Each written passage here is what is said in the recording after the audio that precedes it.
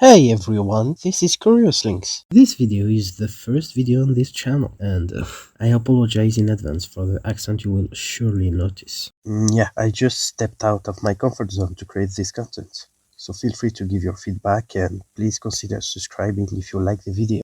So, without further ado, let's begin with today's subject. Why is Sanskrit a fascinating language? And by the way, the background you see, it's a Burmese landscape with pagodas, and yeah, it has something to do with the subject of today. 1. Its influence on Southeast Asia. Sanskrit has had an extraordinary impact on Southeast Asia. So much so that the very name of the language of Indonesia comes from a Sanskritic name, Bhasa, which means speech.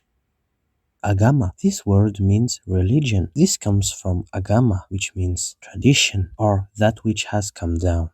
Negeri. This word means country, and this comes from the word nagari, which means town in Sanskrit. Soekarno is an Indonesian name of Sanskrit origin, meaning one who does good deeds, and it was the name of Indonesia's first president. And the same goes for Malaysia's former Prime Minister Mahathir Mohamad, whose name means the great steadfast one. The same situation exists for other Southeast Asian countries, but the words are less recognizable because orally different. Now, let's look at Khmer. In Khmer, we say Susday for good morning, a deformation of swasti, welfare or blessings. Another example, fascinating this time. In Khmer, the word used to designate the Vietnamese, Yun, originates from the Sanskrit word Yavana, which was the word used by Indians to name the Greeks which came into contact with them. 2. Sanskrit is rich. Sanskrit is rich. Rich in vocabulary, rich in literature, rich in ideas, and rich in nuances. Sanskrit allows its speaker to express every kind of human experiences. Due to the unique way in which its grammar was fixed by grammarians like Panini, Sanskrit has one of the most extensive literatures of all languages. It introduces its speakers to profound philosophy, vast epics, fascinating mythology, interesting poetry, and much more. It provides various alternatives and possibilities from which the speaker can choose just the right word and the right structure depending on the situation. For example, the word fire has as many as 34 equivalents in Sanskrit. Agni, Vaisvanara, Vahani, Anala, Rohitasva, Vayusakha, Sikavan, Asusuksani, Hiranyaritas.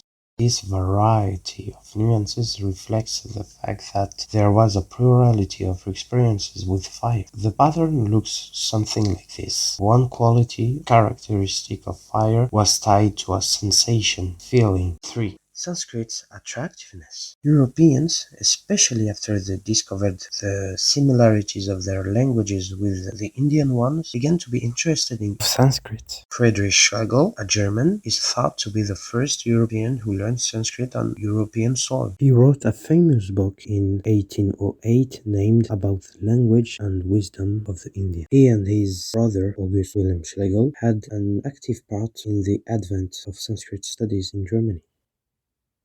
And since German studies had a great impact on Russian intellectuals, intense scholarship of Sanskrit began in the Imperial Russian capital in 1818, when the Asiatic Academy of St. Petersburg was founded. This interest for Sanskrit in Russia led Pushkin Drama Theater, a prestigious theater company in Moscow, to open its door to the public for the first time by staging Kalidasa's Shakuntala in 1914. I hope you liked the content. Thank you for watching and have a nice day.